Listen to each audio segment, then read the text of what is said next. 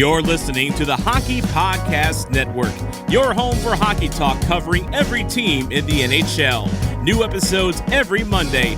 Download at thehockeypodcastnetwork.com or wherever you get your podcasts from. Hey, that's me. I was walking through the halls of a Minnesota rink when along came a Wild fan who started talking smack to me.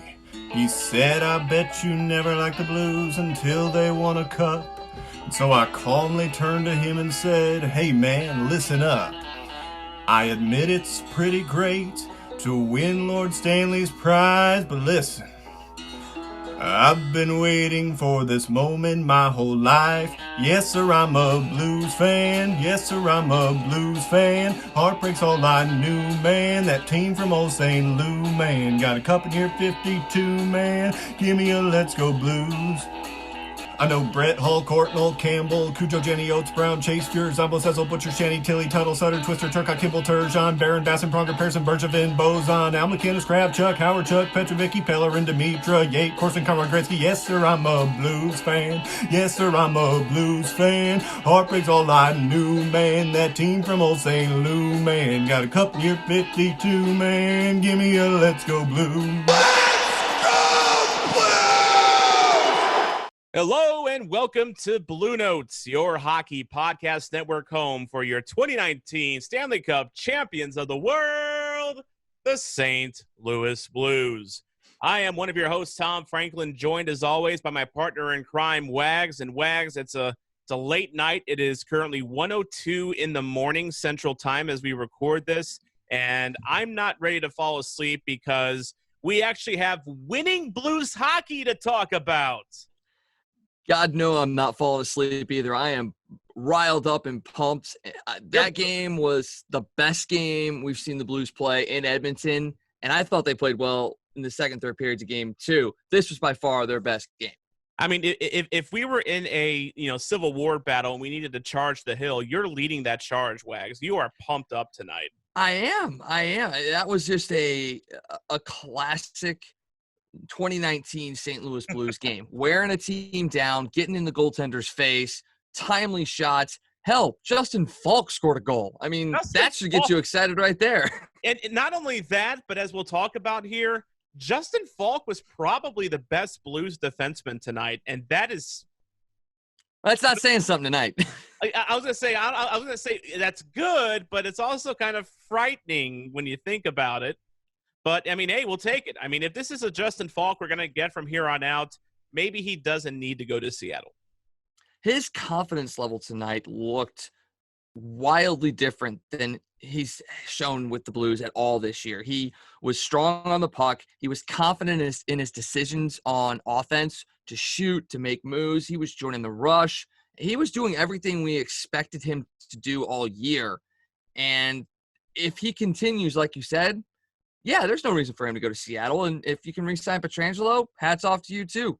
Yeah, absolutely. I mean, it's kind of interesting how I think this playoffs could seal the fate for either Pietrangelo or Dunn, because Dunn's been kind of up and down a little bit. I mean, he's made some defensive lapses.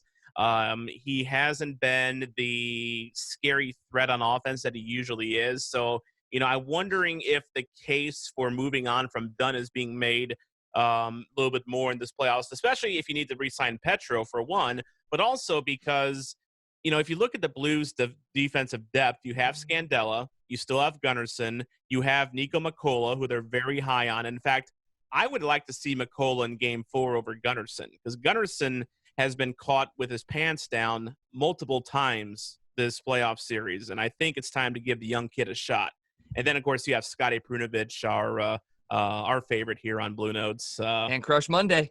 That's right. Hand Crush Monday. That's right. And it is Monday when we're recording this. So there you go. Up to the minute podcasting here on Bluenotes. So that's the positive thing we could talk about with this defense. The negative, well, they were awful at times tonight, including on the first Canucks goal where, again, Gunnarsson was nowhere to be found. I mean, it's pretty bad when I have to validate Pierre Maguire's comments on NBC Sports because he pointed out, he was asking, well, why is Tyler Bozak the guy, that's back on defense? Why was Tyler Bozak the guy back on defense, Wags? I have no idea. It's the second time in as many games that you have Pietrangelo and Gunnarsson on the same side of the ice and allow a guy to just get into the zone with speed. That's the thing. Like, you're on a power play for Vancouver, yes. So the Blues PK should not allow entry into the zone that easily and with that amount of speed. It was baffling to me. And you feel sorry for Bozak because he should never be put in that position. But the bounce back ability of the Blues shone through tonight, and that is why I can overlook it for one game.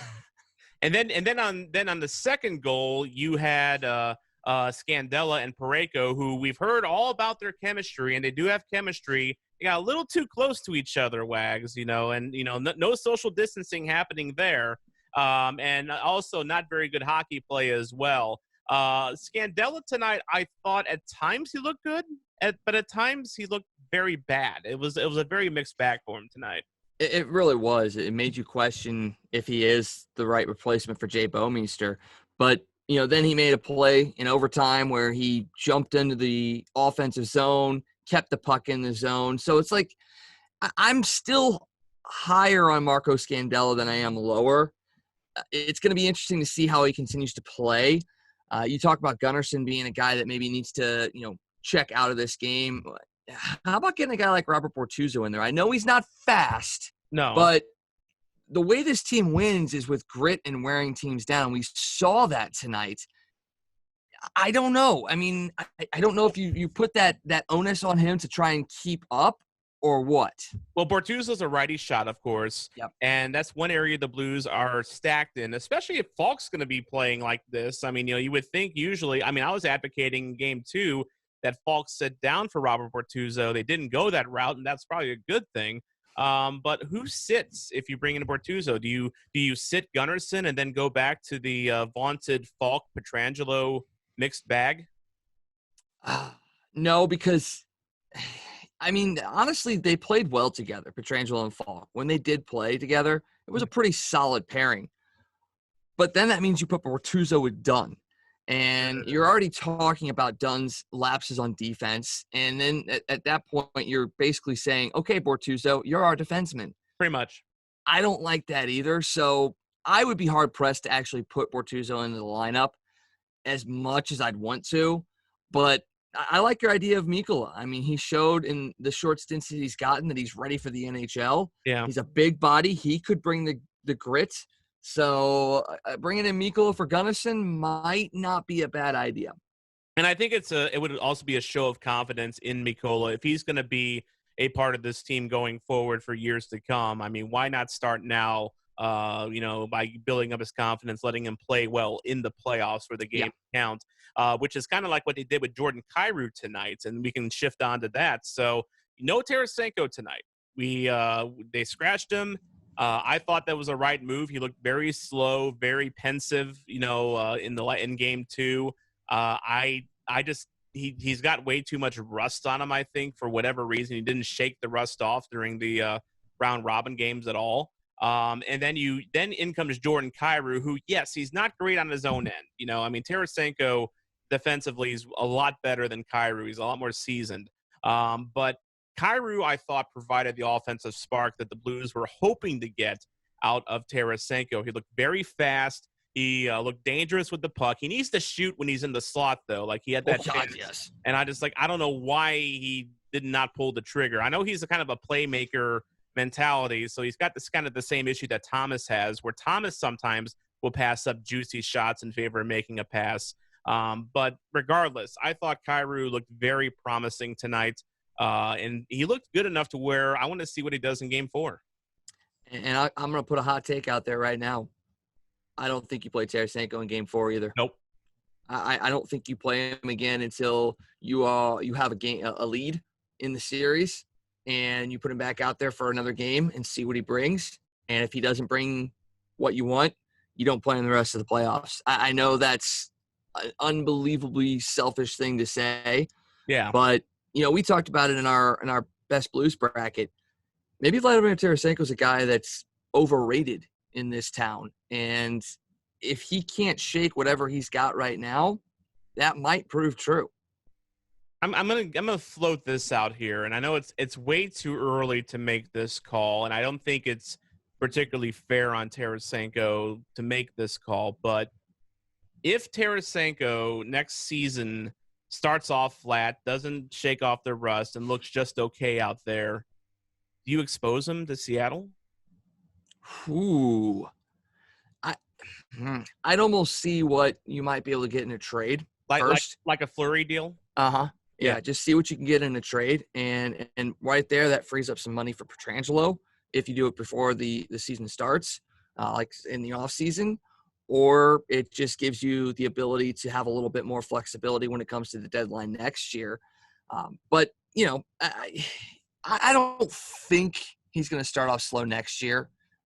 I really think he's going to bounce back. He's a great goal scorer. I just think this team needs to find a way to actually get him into the lineup the right way. This team seems to think that it's when he's out there, it's for him. Yeah. And you just saw tonight how, I wouldn't say loose they played, but they did. They played loose. They played like anybody had a chance to score the goals. You could pass to anybody you wanted. You didn't have to necessarily force it to the guy. And I'm not saying that Tarasenko's out there going, look, I'm the guy, guys. I need the puck. I don't think he's that selfish, but I think the team as a whole thinks that he is the guy, and that's who they need to get the puck to. And you just saw it tonight. They just looked cleaner, crisper, and faster. They still have some holes to patch up, especially on defense. But I agree with you. I thought the effort was there. I wish they had a little bit more gumption on offense to, maybe fire the shot instead of holding on to it, like that last power play, which was painful.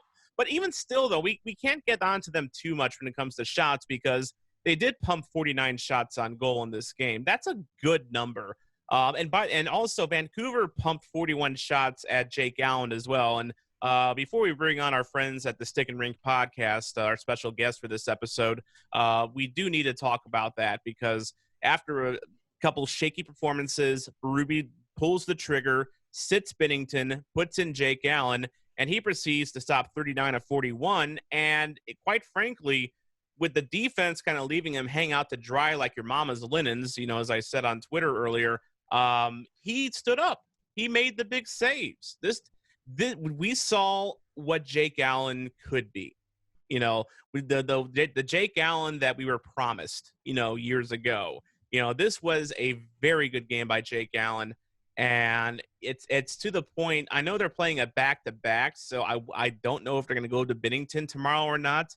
If they go with Allen again, I wouldn't be miffed about that. What do you think?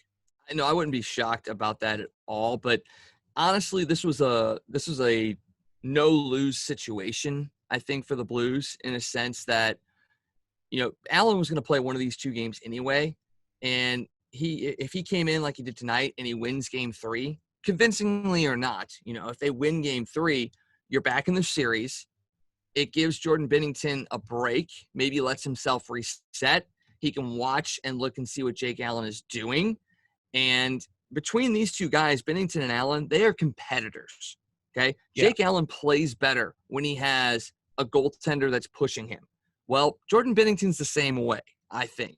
So the fact that now Jake Allen went out and played the way he did, if Binnington goes back in tomorrow night, I expect to see the Jordan Binnington of last year, someone that bounces back, takes the challenge head on, and goes, okay, Jake, I see what you did there. I'll one-up you. Shut out. I mean, that's just the way it seems like it could go. And that's kind of the way that a lot of NHL teams are this playoffs. I mean, you have Vegas alternating between Leonard and Fleury. You have Carolina alternating between Mrazek and Reimer. I mean, this really has become a 2-goalie league. And, in the past with the Blues, when you had Halak and then you had Brian Elliott, you always were concerned about which goalie do I pick? Do I pick the right one? Do I pick the one? It was a goalie paradox back then. Mm-hmm. But now I think NHL teams are starting to learn how to live life with 2 NHL goaltenders. Yeah, I really do. And did you see the statistic that was put out there tonight about goals against average for goaltenders with a minimum of 25 games played? No, what was it? So the guy that has the best, Patrick Lalime. I know. I saw that too, and I was like, what the?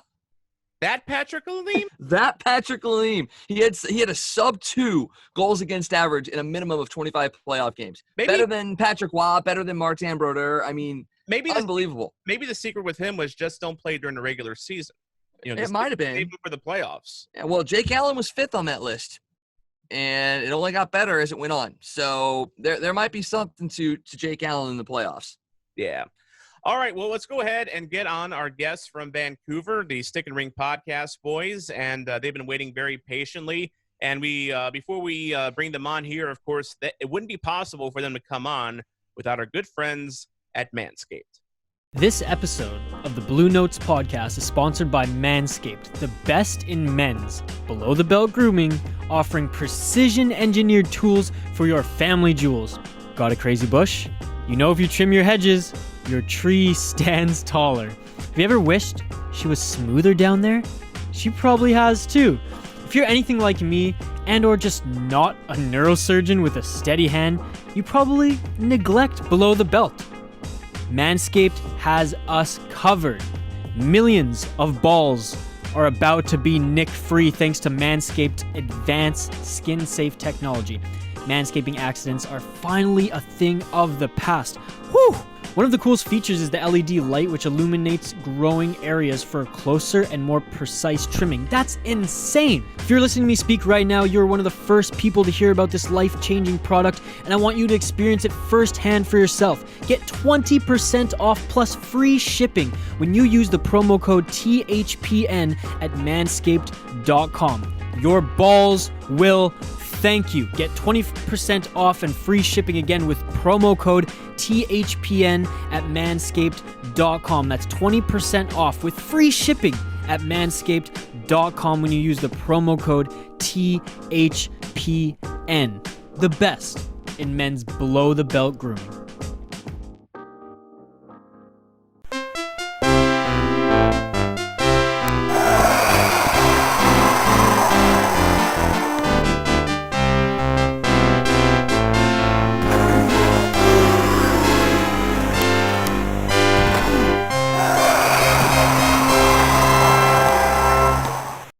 That beautiful NHL 94 music means it is time for our Bluenotes face-off of the week. And who else could we face off with but our Vancouver Canucks hosts on the Hockey Podcast Network, Elijah and Josh with the StickInRink Podcast.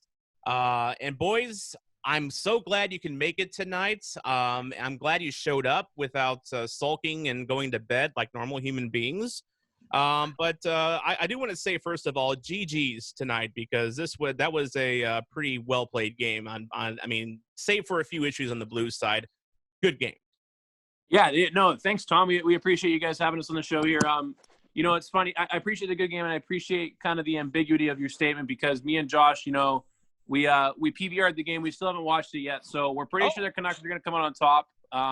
We're really not worried whatsoever about this game. Yeah. Yeah, I just think that it's probably going to be a blowout, if you ask me. But honestly, spoiler alert. Yeah. Good sportsmanship. That was great. Spoiler, I'm reading the whiteboard, and it says Jake Allen, so apparently Bennington's on the bench. I guess that's kind of cool, but yeah.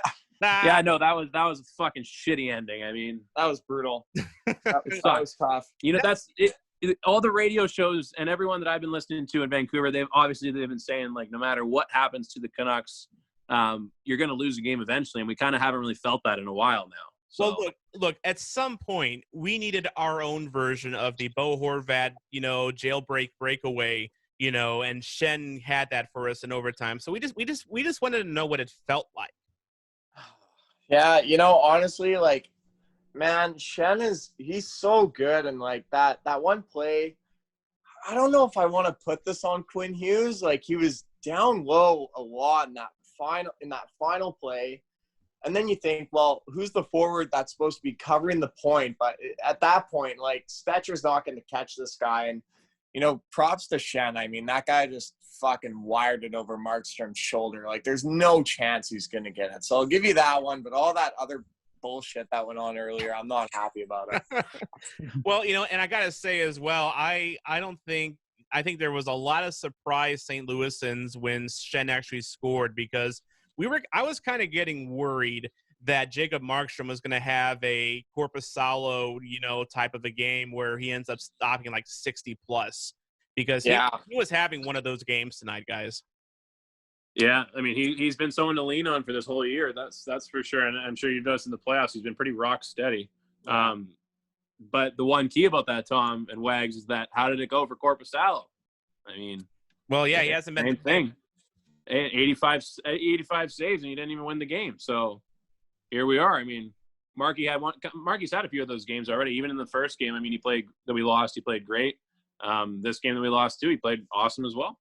But Jake Allen, I mean, this guy came to play today too. I made a tweet earlier today, or might have even been yesterday, that, I mean, if Jake Allen starts, I think we win every game in this series, because I remember the previous playoff Jake, And Wags, I think I had said that if I forget who we were talking to. We may have been talking to the Large Cast boys about this, but I made a comment that if we see Jake Allen in the playoffs, there's a serious problem. And I think Wags, is fair to say there's a serious problem with Jordan Binnington. There is, and he does not look like the guy he did last year. But it's Edmonton, and for some reason the Blues just don't play well on Edmonton ice regardless. There's some sort of vision issue or something along those lines. But Jake Allen looked phenomenal tonight. He kept this team in the game. That goal by Pettersson, he had no chance on. And that was a hell of a shot by Pettersson. Yeah. And that's the thing with this Vancouver team is they have so much talent. They're very, very scary. Yeah. And for Jake Allen to do what he did, he was able to match Markstrom's play tonight. And I don't know about you guys up in Vancouver, but when you get good goaltending, you're just happier. Yeah. Yeah. I mean, I think, I was talking, just in the middle of the overtime period, Elijah and I were talking. I made the point, as, the overtimes, get on and on, these goalies get more and more sharp too. It's inevitable. You're facing 50 shots, you're obviously seeing the puck well, especially when the game's tied at 2. Markstrom won 2 goals or a goal every 25 shots. That's pretty good. And then obviously, Jake Allen, same thing. So, I mean, right now, the goaltending, I think, is the difference maker. I think the one thing that I will credit St. Louis to doing is before the series, I made the point of, Vancouver has to really play that speedy game and not try and, get sucked into this physicality that St. Louis does so well. I mean, what do you guys have? One player under 6 feet? I'm pretty sure I saw that statistic by TSN. And, I, in the overtime period, a little bit in the third, I saw these guys, they're getting roughed up. It's definitely, something to, cause for concern. Can St. Louis actually outlast Vancouver in a game? Yeah, that's what they proved last year. I mean, they wore down everybody. I mean, the San Jose Sharks are now broken because of the St. Louis Blues. If they get into that style, they haven't. If they get that style, then they're going to dominate games. Once they start getting into that mode of hitting, cycling the puck, and puck possession, this team is one of the best teams in the league. I mean, when you think about it, the Blues turned, Erik Karlsson into Wade Redden. That's how bad they beat up. And the thing with the Blues is, you mentioned, their size and their heavy play. It's not just the fourth liners that lay the wood on opponents. No. Everyone hits. Braden Schenn had the second most hits among forwards with 5 tonight. And I heard he had 11 in the other game. Yeah, he's got moxie, as they say, but he's a top line guy. I mean, O'Reilly will throw the body every now and then. The top hitter tonight was actually David Perron with 7. And this is a guy that's for really all intents and purposes has been the best Blues forward since his return to play. Yeah, for sure. And you know what? Looking at this matchup now, this is a first round series in the playoffs. So St. Louis, they're used to getting the shit beaten out of them in the Central Division. Not saying they're actually losing, but just that hard-nosed hockey. No, Norris decision. Yeah, like it's not easy to play in that division. And, you know, the Pacific, I would say, is a little bit more, not necessarily skilled, but a little more quick, if anything.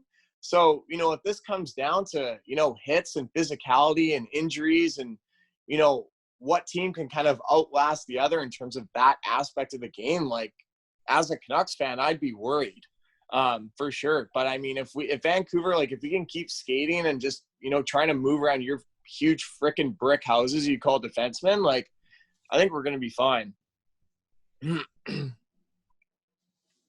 Yeah, definitely. It's still going to be a heck of a series regardless. I mean, I'm the fact that the Blues this was like the turning point game of the whole series because Totally. if Blues lose, it's 3-0 and you're climbing a mountain that might be insurmountable. And not only that, but you're just completely demoralized because nothing has gone right for you since this return to play started.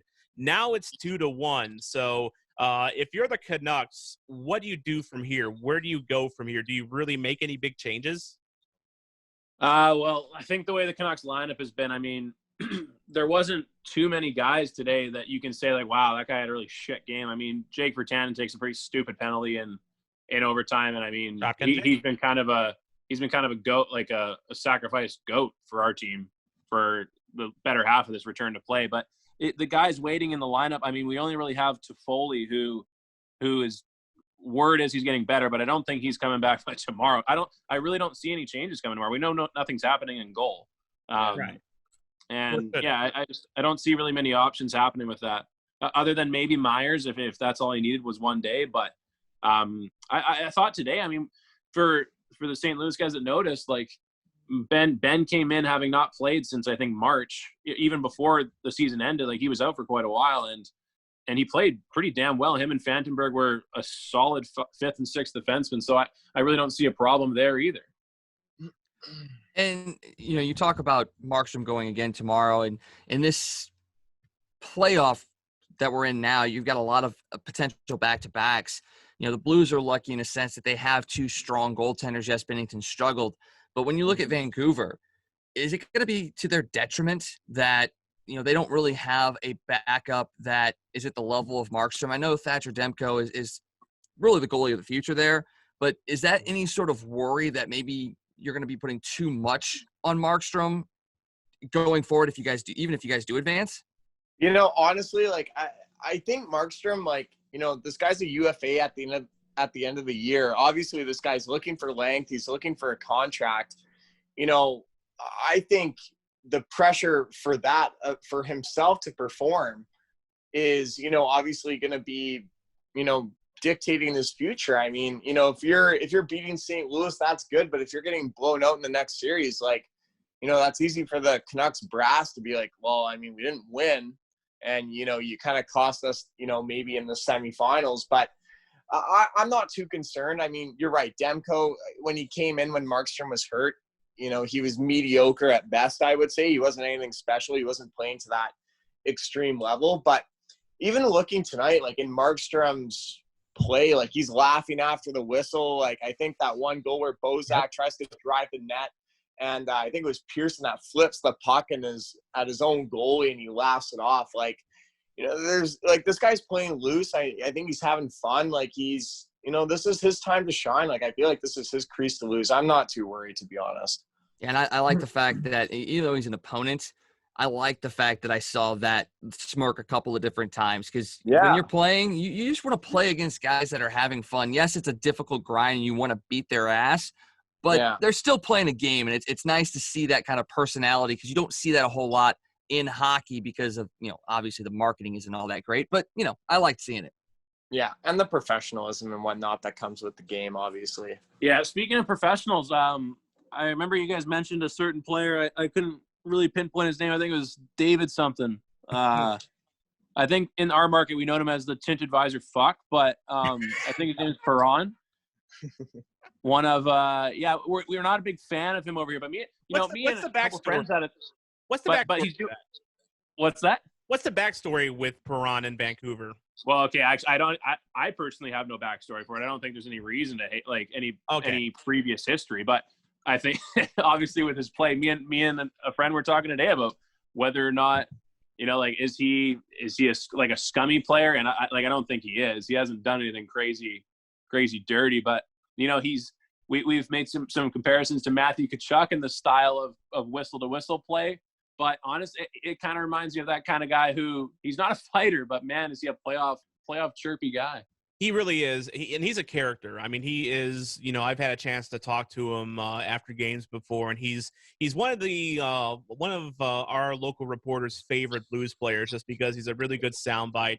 He loves to chirp. He loves to have fun. But at the same time, he's really evolved, I think, as a player, because I feel when he was younger, you know, and in his first couple stints with the Blues, he was a lot chippier. He still tends to draw the occasional stupid penalty. That's kind of his MO. But at the same, and then you'll see him like doing things like tonight, where he, you know, tackles Stetcher into the net and, you know, has a go at him. But he doesn't. I feel Wags, he doesn't do that as much as he used to. I feel he's kind of evolved into a more mature player as the years have gone on, and obviously Wags is a lot better scorer too. Yeah, no doubt. And I tell you that the turning point for him. And he didn't play a whole lot in Pittsburgh, but being able to be in the same locker room as a Sidney Crosby, I think that really opened his eyes as to what kind of pest kind of player he could be. Because I'll make no bones about it, I hate Sidney Crosby. I really do. I think he's just a worthless player.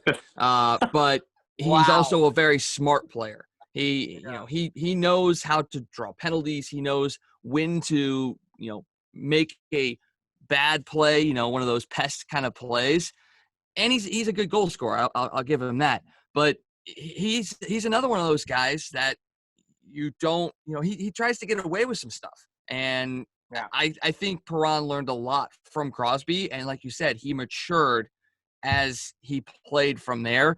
So I hate to give credit to it, but yeah, I give credit to Sidney Crosby for making David Perron the better player that he is now. Yeah. All right, that's the conversation of Crosby will have to be a lengthy one at one day. That we'll have to deep dive into that. But that just hurt my feelings, like. Yeah, why are you coming at us Canadians like that? What the hell, eh? Fuck. Are you gonna tell me fucking McDavid's a worthless player too? Yeah. Oh God, McDavid is phenomenal. I hope he gets the hell out of Edmonton and actually gets on a team that can get him into the playoffs and go far. Yeah, something like the Dallas Stars, or like like an American team, like the Tampa Bay Lightning. I feel like we're doing a little patriotic thing here. We're going at each other. You're either coming at the Canadian players or the Canadian cities. He already talked about the Edmonton Ice too. He's coming at our ice quality too. Well, and you talk about like ignorant American fans. I mean, here in the Central Time Zone, we don't really get to watch a lot of West Coast and Mountain Time hockey. So we don't really get to see McDavid very often. If anything, we feel kind of cheated with this return to play, because we only got to see McDavid play a couple of games. And as amazing as he was, I mean, Edmonton, you know, does what Edmonton does. And I feel that's kind of the same thing with some of your Canucks stars as well. Like I made the point on the Larshcast that a lot of Blues fans that I've talked to don't really know much about the Canucks as far as who their stars are anymore, because you have such a young team. You know, the name Elias Pettersson, the name Brock Besser, the name Bor Horvat, those are still names that, you know, I don't feel are really household names yet here in America. So, you know, definitely. I mean, so it's kind of, while the start times of these games really suck for Central Time Zone fans, the ones that do get to stay up and watch, like us two nutbags, we get to watch some very good hockey from some very young players. And I made the point on the Larchcast this past week that this is going to be Elias Pettersson's time to, you know, get into the households, you know, of hockey fans everywhere, especially if the Canucks get past the Blues in the first round. I mean, this is his chance to make a name for himself. And he's already doing a heck of a job this playoffs. I mean, he's proving that, you know, he is a playoff performer. Definitely. And I think the whole thing about household names and stuff like that, it's true for every team, right? Like we get to watch our own team so much, and maybe even the in-division guys you get to watch a little bit, even outside of that, like same conference, you just don't get to see a lot of their everyday players. And I mean, if everyone in St. Louis doesn't know who Bo Horvat is, I guess you can ask Vince Dunn and Jaden Schwartz, but Jaden Schwartz is actually one guy that this is how I'm going to phrase it for him, because as a Canucks fan, I'm sure our whole market feels like this. The series is very much in the balance now with a back-to-back happening and only a one-game lead. It's very much in the balance. And out of everyone on your team, I am most terrified of Jaden Schwartz, because watching the last year's run and watching the way he's playing right now, whether or not he's on the score sheet or not, I mean, this guy, he has the potential to just break out of nowhere. Yeah, and that's kind of the thing with Schwartz. He kind of reminds me a little bit of a Jeff Courtnall in that he is very streaky. You know, Courtnall used to drive Blues fans nuts. I don't know about Canucks fans, but he drove us nuts because he was the kind of player that would score in bunches. Like, you know, he would have like a couple 2-goal games, you know, maybe a couple hat tricks, and then he'd go like 10 or 15 games without scoring anything. You know, and Schwartz is kind of streaky like that. He'll, you know, he won't appear on the score sheet sometimes, but he does a lot of things well. He's your jack of all trades forward in that, you know, he can score a little, he can pass a little. He's not afraid to get into the boards and do some of the dirty work. I mean, he's not a heavy on this team, but I mean, he doesn't back down either. No, he's got it. The way I see him, he's one of the perfect playoff performers you guys have. Like, whether or not he's on the score sheet, like, he reminds me a lot of what Bo Horvat is doing. Like, Bo's been lucky enough to hit the score sheet quite a bit, but he's doing, like, he is buzzing all over the ice. He's one of your best forwards, and like you said, I think the score sheet thing needs to be tossed out because of how many intangibles are involved in playoff hockey. Oh yeah, definitely. And Schwartz is definitely one of those intangibles guys where I feel, Wags, where, I mean, he also provides a little bit of leadership, and he's a guy that he's a guy that I potentially could see moving on in the next year or two, just because of the financial situation and the fact that he does have 2 years left on his deal. And I'd be sad to see him go, Wags. Oh, no question. I mean, not just because of what he does on the ice, but what he's done off of his ice. I mean, if you know the story about his sister Mandy, you know, her lost battle and what he's done for, you know, cancer research and the like of that. Yeah, he would be a tough guy to lose. And it's crazy to say that, considering last year during the regular season, everybody was like, when the hell can we get rid of Jaden Schwartz's contract? Because he had one of the most epically bad luck seasons that you've ever seen. Poor guy. Yeah. And then he comes out in the playoffs and just goes nuts. Yeah. Mm-hmm. The poor guy just could not buy a goal for the longest time. It was really unfair. I felt, and it was good to see him break out the way he did. But speaking of breaking out, I mean, you know, I was talking about how, you know, some of your Canucks players aren't household names yet. Well, I don't think anyone in St. Louis that watches the Blues will ever forget the name Bo Horvat after this playoff. We're already to the point where some of us get PTSD when we see him coming up the wing, you know, with a wide open lane, you know, like he has. I mean, I know Horvat. I know he's been a big part of the Canucks for a couple of years, but I mean, he just seems like, from my perspective, to be getting better and better. Yeah, no, honestly, we brought this up on our latest episode, actually. And, you know, these past 2 games, like, just seeing this guy, you know, the moves that he's making against St. Louis, like the actual, like, skating and, like, head up and just, like, his sweet handles, like, it's nasty. And one of our news channels up here, like TSN, like, they're saying, like, if this was, you know, McDavid or Crosby pulling these moves, like, this would be on highlight reels for the entire playoffs. And because it's Horvat, like, you know, like you said, like, he's not a household name in a lot of markets. Like, it's not just the Central Division. Like, I would argue, like, Pacific Division teams, like, if they're not Canadian, like, they probably don't know about Bo Horvat, like, what this guy does. You know, like, the respect that this guy gets, like, you know, I think he's going to earn it. And, you know, this is his first year officially as captain, which is huge. And, you know, he's starting to become, you know, that leader in the locker room. Like, he kind of got off to a slow start in the regular season. You know, we kind of started to see him come alive a little bit, like, kind of a streaky guy. But, you know, these past 2 games, like, to me, like, that is a guy, like, who does everything, scoring shorthanded goals, you know, doing it himself, and just, like, setting that example. And, you know, for a guy that's what, I think 25, I want to say, Elijah? I think 24. 24. He is 25. Yeah. 25 years old. Like, this guy's playing like he's like 30 years old. Like, he's a seasoned veteran almost, it seems. Like, the maturity, his composure, like, you know, if the Canucks obviously keep going on this playoff run, and if they keep making the playoffs years to come, like, this guy is a true asset to this team. By the way, can we officially say that the Canucks have won the Corey Schneider trade? Yeah. Years later, we can tell that to Mike Gillis if we want to. I'm sure he'd be very glad to hear it. He's probably saying screw you to all Vancouver fans that ever doubted him. Yeah, You're welcome. I'm sure he'll take his termination notice that he got from the Canucks and he'll say, see, I fucking told you. He'll be like Al Gore with the whole fucking climate change thing. He'll be like, see, 20 years later, I'm telling you, it's real. Oh man, and here we go for another hour talking about climate change. Yeah, sorry, I watched South Park today. I'm just I'm loving. I'm just feeling super humorous.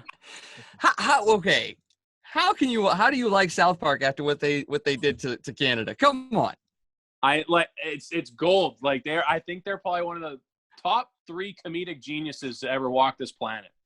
Like if you actually watch their episodes, I don't know how the fuck they get away with doing half the shit they do, but they just I don't know. I'm loving every minute of it. And they're probably and at this rate they're going to outpace the Simpsons, for longevity. Yeah. Saying something. Yeah. As long as they don't overdose on some sort of narcotic, I think they're good to go. That's right. Well, remember, blame Canada. Yeah, always. So looking at the rest of the playoffs here, so the winner of this series takes on Dallas and Calgary. That series is not necessarily because they reseed after the first round. They reseed.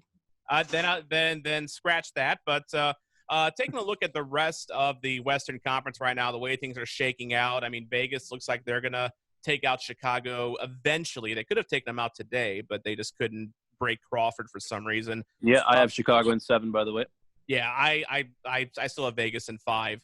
I as a Blues fan, I cannot in my heart of hearts pick Chicago to win anything in life. So yeah, you guys hate the Hawks, hey? Like, is that kind of like your number one team that you guys just absolutely despise? Well, here's the thing with the Blues and Blackhawks. That's been the traditional rivalry since the Blues got into the league in 1967. It's a regional thing, and they're just built up animosity for decades.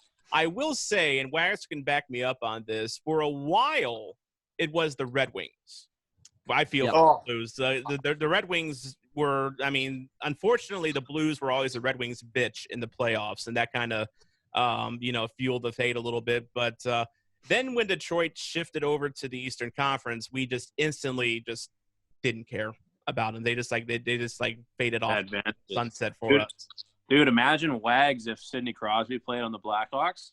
Like how much deep-rooted hate would be there. Oh, even more. It'd be crazy. Crosby and Kane, I mean, a match made in hell. Yeah. We might have to have like a 24/7 supervision on him, just make sure he doesn't do anything crazy. I mean, because Kane might teach Crosby how to beat up taxi drivers. see, we can hate Americans too, okay? We can hate Americans too. Oh, we can hate our own. Yeah, there's plenty of stupid Americans that we can, riff on. Okay, so Tom, what you were saying though, the teams coming out, I mean, it's probably looking like Colorado, Vegas, and whoever it is, Dallas, Calgary. I mean, those are kind of insignificant to me because I'm down to play either of those guys, but I don't think either of us will get. Oh, well, you guys are technically the 4 seed, right? Yeah, we're the 4 seed. Yeah, so I don't think either of our teams will be playing either of those teams no matter what. Yeah, unless Western Conference final maybe, but I don't really peg either one of those 2 teams to make it that far. For me, I think Vegas is the team to beat so far. Interesting. I definitely think the way they're performing lends itself to that argument, but when I look at strict lineups and even just lineups before the return to play started, I like my chances against Vegas a bit more than I do against Colorado. And the example I used is that, the Canucks style, the makeup of their roster is very top-heavy skilled, like top-heavy, not grind, it's not a super deep team. And that's what Colorado is, but just better. Like they're a better version of us in that sense. And at least more mature. Except for Cale Makar. Yeah. He's just going to walk Cale Makar. Our verdict's still out on that one. But, I mean, when you compare it to Vegas, it's a different type of roster. Like there is no star player on Vegas, and it's proven well for them against Chicago. But I actually kind of like that against the Canucks. Yeah, Vegas has a deep roster, just up and down. And then you got 2, world-class caliber goaltenders and Fleury and Leonard. Especially, I'm really high on Leonard. I think Fleury's best days are done, but he's still a very capable goalie. And then on the flip side of that, I mean, it's funny you mentioned Colorado because the Blues have not played well against Colorado this year. I mean, and in fact, actually, the last 2 times that Jordan Binnington was in Colorado, I think he let in at least a half dozen goals both times, right? It was shit. apparently Binnington cannot play in Denver. We have learned that this year. He just cannot. Where can Binnington play? He can't play in fucking Edmonton. Can't play in fucking Colorado. He can play in Boston. St. Louis. Jesus. He can play in Boston. He can play in Boston. Yeah, he can play in Boston. He can play in Boston. He can play in San Jose. But if it's the Rockies, no. Yeah. Just the entire Rockies. Just no, can't do it. Yeah, get rid of that. That's never happening. Yeah, let's just fight them. Okay, so what are we thinking for tomorrow's game? How are you guys feeling about it? You know, I'm feeling pretty good after tonight, especially if they come out like they did tonight and they fix some of their Swiss cheese holes on defense. I feel actually pretty good that they can even this series up tomorrow night. I'm gonna go as far as the score prediction. I'm gonna say it's a repeat, 3-2. What do you think, Wags? I think it really comes down to what Coach Green does as far as adjustments. It seems like the Blues are starting to get into their game. So what does Vancouver do adjustment-wise to change up their style of play slightly enough to actually get back to what they were doing in game 1 and 2? Because they're a very scary team. You've got, like I said, a lot of talent. And if the Blues can contain that talent and get their cycle going and limit the shots, I think it's an easy 3-1 win. But like you said, if they don't fix their Swiss cheese on defense and you get some puck possession by Vancouver in the offensive zone and the Blues start taking some more penalties again, watch out. This could be a blowout. So I correctly predicted that Bo Horvat would have 2 multi-goal games already. I don't want to predict that Vancouver wins tomorrow night because I've been right so far. So I'm going Blues 3-1. All right, you're putting your reputation on the line there with the undefeated streak. Yeah. I think for tomorrow, you know what? I'm going to say 4-1. Don't get me wrong. For Vancouver, I think Jake Allen, he had a good game, but I think he had too good of a game. I think Vancouver, this is their first look at Allen. I think they're going to realize that they can beat this guy. So, yeah, I'm calling 4-1 tomorrow. Empty netter, I should say. They're going to pull it with 3-1. They're going to get an empty netter. So I love how detailed Josh gets with his predictions. Very detailed prediction. When we first started a podcast 2 years ago, we did like a general. It was the season opener, and we did a general hockey preview, like literally every division, and it was like a 2.5 hour episode. And when Josh was giving breakdowns of like how the division was going to go, he was saying like, New York Rangers are going to make the playoffs by 4 points, and they're going to have this many goals for and this many goals against. And I'm like, holy fuck. It didn't go that way. Elijah just can't keep up mentally sometimes. So that's all it is. He's stat guy Josh. That's what he does. But, I mean, I'm going to throw some stats. Not even stats, just some little reasons for my pick. And it's going to be a nice 6-3 Canucks. I'm repeating my prediction of today, 6-3 Canucks, because there's a couple differences that are going to happen. I think the power plays for both teams are going to jack up. We only had two each this game. And, the reffing has not been – I don't want to say it's been inconsistent, but, like, the vibe that they set at each game has kind of been inconsistent. In turn, especially today, like, they were letting everything fly for both teams. So, well, the refs that were calling this game typically call the least amount of penalties in the league. So that I think it was kind of expected today. Yeah. I will say this game did feel a lot different than a lot of the return to play games so far, in that it felt like the refs did swallow their whistles a little bit. Not that there was a lot of like chippy play going on that I felt really warranted penalties, but it definitely felt the flow of the game felt a lot better without all those whistles. Yeah, and there was a couple times for each team in the late third and early overtime where there was an iffy play that might have resulted in an advantage, but once they don't call one of those, they're not calling any of them, and then fucking Jake decides to take one of the most obvious penalties. I mean, I'm a big Jake fan, but yeah, that just sucked to watch. So I think with the penalties going up, I think that's favoring the Canucks recently, and just kind of like some radio guys in Canada and some just everyone in the fan base has been kind of saying that maybe St. Louis isn't interested, and that kind of you guys know that whole storyline about maybe it's the cupping or whatever. I actually don't think that's what it is. There's no athlete that feels not interested in that. But I just think it's maybe the mental sharpness, like in regards to the turnover today that happened with Pettersson. Like, that's not someone being uninterested. That's just, that mental sharpness isn't there the same way it was last year. And I think this being the Canucks' first chance at the playoffs, I think they're getting, that they're eager to have some mental sharpness. So I just think that this is going to be it's our first time really facing adversity in this playoffs, maybe since game 1 against Minnesota. So I just love the way this team's replied. So I'm pretty confident in it.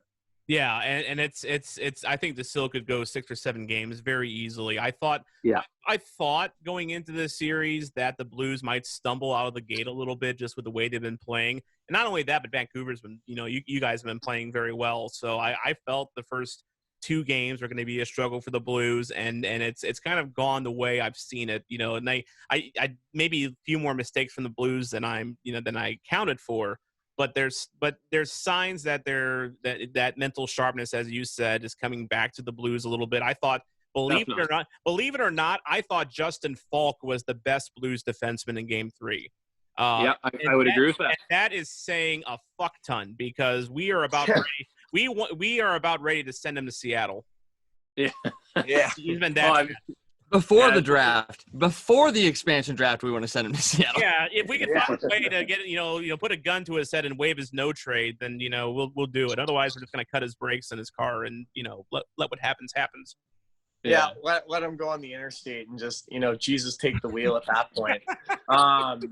Yeah, I mean with Justin Falk, I had to talk to my buddy because to me I'm just a huge I'm a brand guy, I guess. I hear a last name. If I texted Elijah the other day, and I'm like, how the hell is Kevin Shattenkirk on Tampa Bay? How the hell did they land that? And then he's like, dude, he's so bad. And then, I hear Falk's name today on the TV. I'm like, oh, yeah. I'm like, he's there, too. And then I see him come buzzing off the bench, and he just banks one in. I'm like, oh, yeah, he's really bad, guys. And they're like, no, Josh, he's actually bad. He just got a sick pass. I mean, look, I took a nap before the game just because I knew I'd need it just to survive it. And I missed part of the first period. So I was still kind of waking up a little bit when Falk scored that. And I was seriously wondering if I was having a fever dream or something. Yeah. What am I seeing here? Yeah, you're waking up in a cold sweat. And you're like, Falk. And you're like, oh, shit. Oh, man. It is kind of the Tampa Bay style where, when you look at their D on paper, if you said to someone 3 years ago, hey, they're going to have McDonough, Shattenkirk, Hedman, and they have one other big name. They have Sergachev too. On paper, that sounds insane. Yeah. But, I mean, that's the way things play out over a couple of years, right? Same thing with Falk. I think I used to be a number 1 defenseman on there. He was an all-star a couple of years ago in Carolina. So, and he was a number 1 defenseman while Ron Francis was in Carolina. So we're hoping and here in St. Louis that love between Francis and Falk can be rekindled in Seattle. Yeah. Please let it happen. Knock on wood. So, all right. So really great chat, guys. Elijah and Josh from the StickInRink Podcast. Where can we find you guys, and what do you got for us this week on the Hockey Podcast Network? Well, so we're just like you guys, we're dropping episodes on Monday, and we've actually gone back to 2 a week. So we're doing Monday and Thursdays for our episode drops. This, I guess, out already pretty soon by the time people hear this. We have an interview with a local radio guy from Sportsnet 650, Dan Riccio. He does the Monday to Friday daily show called Reach Deep. And so we had a great interview with him. And then we've also got another radio guy coming on. We're doing an interview tomorrow that's going to air on Thursday. So tons of stuff coming your guys' way. Cool. And where can they find you on the socials? That's right. We are at StickInRink Pod. StickInRink Pod. It's a very confusing word when I say it quickly, but it's just like the Canucks jersey. There's a stick and it's in a rink, and it's pod right after that. Cool. Well, go check those guys out. Thank you so much for being on our show. Thanks for staying up. I mean, it's about midnight where you are right now, so I guess it's not too late. But yeah, it's 4 hours past my bedtime. Yeah. I'm actually pretty tired. Okay. I'm not gonna try and tell you how much sleep I'm gonna get, so I won't do that to you. What is sleep anyway? Really? Yeah. I mean, we'll sleep when we're dead, boys. What's that weird word you speak of? Or as Pat Maroon said last year, we sleep in July, which that's another 11 months from now. Damn it. Yeah. Sick quote. Didn't know a pandemic was coming. Thanks. Yeah, right. So I guess we sleep in September. Wake me when September ends, right? Yeah, wake me up when September ends. That's Hey, right. a little Green Day reference. I'm old enough to remember that. From a couple American idiots too. So Yeah. gotta love it. Dude. Gotta love it. Dude, you're bringing me down the boulevard of broken dreams. You Oh, fucking Browns. man. Take me away to paradise. Yeah. I gotta go take a dookie, so I'll be back. You love it. Yeah, I got love it. All right. Well, thanks for being on Green Day Chat. I mean, Blue Notes. And by the way, if we're talking about household names and names you may not know about, well, you may have heard about these guys in Carolina, the Hurricanes. You know them as a bunch of jerks. Who are they? Well, we have a podcast on the Hockey Podcast Network that covers all things Carolina Hurricanes. They are the Siren Sounder Podcast. And here is just an example of what you can hear when you listen to Siren Sounder. Hey there. Have you ever thought to yourself, I really like hockey and I'd love a show to listen to, but I also don't have enough nonsense in my life and questionable opinions. I got the show for you, bud. And there's some really, really thirsty person in that group, okay? That will be like, I'll give you $7 for that lemonade. And the $2 person is like, whoa, okay, walking away. That person's crazy. That is exactly what happens in free agency all the time. And that is a really good metaphor. And if you don't appreciate it, put the phone down and get out of here. We don't want you around. You can't say, hey, you tripped this guy, but also he dove. Well, if he dove, I didn't trip him. If you're a goalie, just, chill. You don't have to do as much as you think you need to do. But also we talk about hockey. So go check out Siren Sounder, a Canes podcast on the Hockey Podcast Network. New episodes every Monday and after every playoff game during the playoffs. Let's go, Canes! All right, and that is going to do it for us here on Blue Notes. I actually got a couple of housekeeping things here I want to go over with. First of all, we're going to be back Thursday night. I don't know if it'll be live like we've done before. This one is obviously not live because the Wednesday night game is one of those wonderful TBD games, so we don't know when they'll schedule us. Knowing the NHL, it'll probably be 9:30, which is bullshit. But that's an argument for another day because I'm feeling good, Wags. We actually won. So yeah. I don't want to get too down in the dumps over the NHL scheduling, but man, this sucks. If we win tomorrow night, then the schedule makers get another reprieve. If we lose and we don't get more sleep, then it's a bitch fest. Yeah, I can tell you right now, I may not make it through tomorrow night's game just in general. I mean, I'm lucky I don't have to go to work on Monday. But Tuesday I do, and that alarm goes off at 1:30 in the morning. So I gotta be careful with that. So, but we will be back Thursday in some way, shape, or form. We've got someone that a prospect, let's just say, that we may want to work into Blue Notes in the future. You may hear from him on Thursday. He's been very excited about being a part of this show. And let's just say, if you like to hold the mayo, you know this guy. So that's all I'm going to say about him. But he's a character, and I hope we can work him into Thursday's show. He might be the third wheel on this podcast. So he wanted to come on tonight, and then he fell asleep. It's okay. It's okay. I get it. It's very late for you two down in New Orleans. But so that look for that coming up later this week. We are also in the process of updating our logo and our branding a little bit. So don't be surprised. Maybe not by Thursday, but maybe by next Sunday, we'll have some new things to show off, some new graphics and new things like that to show off as well. So we're working on that, and that means we'll update our merch at What4Apparel, Bluenotes.com. No, it's Bluenotes.whatforapparel.com. So if you want to get some of that old classic Blue Notes merch, get it now because it's likely going away here in pretty short order. So we got that taken care of. And I guess that's really it, Wags, unless you want to drop a final word. I'm ready for bed. I'll put it that way. My high is starting to come down from the victory. So I'm staring at my bed right now and it's going, join me now. Yeah, I feel it calling my name too as well. And I just got a new foam topper for my bed as well. So it's like now it's like really calling me. But regardless, I need to stop rambling so I can actually, get there someday.